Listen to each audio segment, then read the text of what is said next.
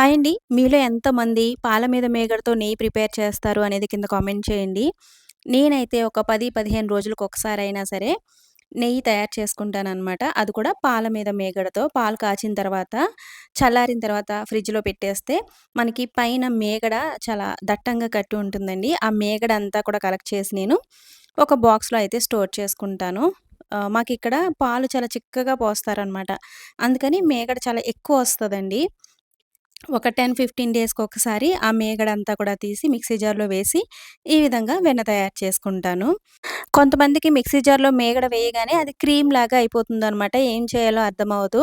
అది వింటర్ అయితే గనక అందులో మీరు హాట్ వాటర్ వేసి ఒక్కసారి తిప్పితే గనక వెన్నొచ్చేస్తుందండి. అదే సమ్మర్ అయితే గనక చల్లటి వాటర్ వేసి తిప్పితే గనక చక్కగా వెన్ననేది వచ్చేస్తుంది. సో, వెన్నొచ్చిన తర్వాత నేనైతే ఒక 3, 4 టైమ్స్ అయినా సరే నీట్‌గా క్లీన్ చేస్తానండి. సో, క్లీన్ చేసి స్టవ్ పైన పెట్టేసుకుంటే మనకి ఒక 20 మినిట్స్‌లో 15, 20 మినిట్స్‌లో నెయ్యనేది రెడీ అయిపోతుంది. చూసారు కదా! చల్లారిన తర్వాత చూపిస్తున్నాను. ఇటువంటి పూసలాంటి నెయ్యి ఇంట్లోనే మనం చాలా సులభంగా ఈ విధంగా ప్రిపేర్ చేసుకోవచ్చు.